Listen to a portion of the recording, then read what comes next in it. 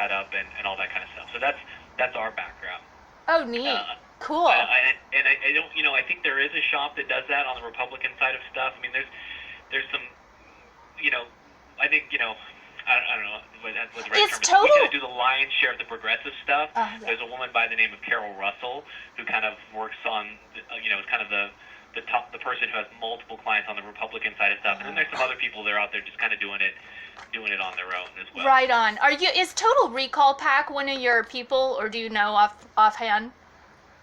I don't believe they're clients. They're trying to recall Ted Wheeler. They're not currently a client. No. Okay, cool. No, I don't want to get too... Well, basically, because I'm going to you, it would be a lot easier than calling all 525 of your clients. I don't know... Got it. So along those lines, so what our service is, it's really not a strategic service. It's kind of... I'll actually keep the books from multiple people Democrats running in the same primary, because we're just the bookkeepers. Right. Yeah. I'm treasurer in terms of the state of Oregon requires there to be a treasurer. Awesome. Who's liable for the numbers that add up on the campaign, but it's not treasurer in terms of being like a strategic partner with the individual campaign. So if the press calls, I'm not a spokesperson for any of our clients. Right. I'm not in on any of the strategy meetings other than, if a client asks me like, hey Jeff, what do you think what's the first thing I should do now that I've set up a new committee with you? I'll say, well, let me introduce you to some people who I know who can help run your campaign or something like that. And I will say this, Scott Ballo, he's a friend of mine. He's a close friend of mine. He's a really good guy. I know he had this issue that came up post the campaign that we worked on together with Kulangoski, and I know it was very troubling for him and his family, and they've all worked through it, and he's kind of paid his penance and done his time, and kind of has been rehabilitating his not only himself but also his reputation over the last 20 years. I think we worked on the Kulangoski campaign together in 2002. So just personally, I think Scott's a good guy, and I do recommend Morel Inc. To our clients. I mean, Morel was also has been serving Democrats under Bill Dickey's leadership for 40 years, and Bill is one of the biggest donors and supporters of progressive causes in Oregon over the last 40 years. And he took Scott, he kind of gave Scott a second chance at a career and doing good work, and so I think Scott's done a really good job of being a progressive and supporting progressive causes over the years.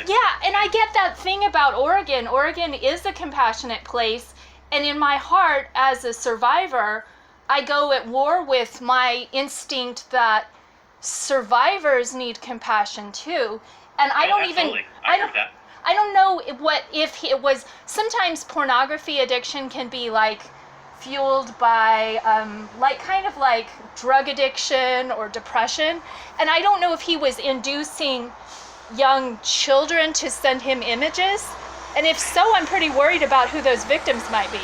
I don't know. Again, I don't know all the details. I do remember Scott talking to me about it back when it was happening, and I think it was some material got on his computer that shouldn't have been on there, but it wasn't anything in terms of individuals involved. So it was more of a, again, your term, pornography. There was it got on his computer, and it was along with the other stuff that wasn't,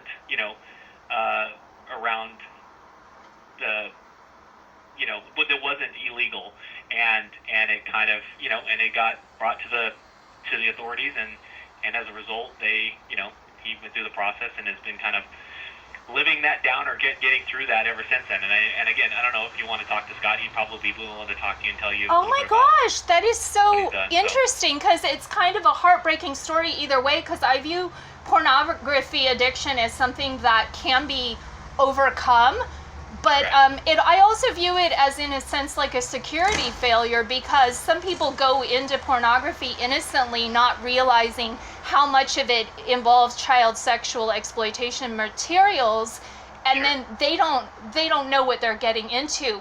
And it would be interesting to hear his perspective, definitely. Well, if you want, I mean, I can't guarantee it, but if you want me to take a message and pass it on to him, and it'll be kind of up to him to decide whether to talk to you or not. would you like me to? Yeah. I'm Pass that on? thinking I'm having better luck with my Google phone's reception where I'm staying. Let me think about that. Let me go into my other phone and see what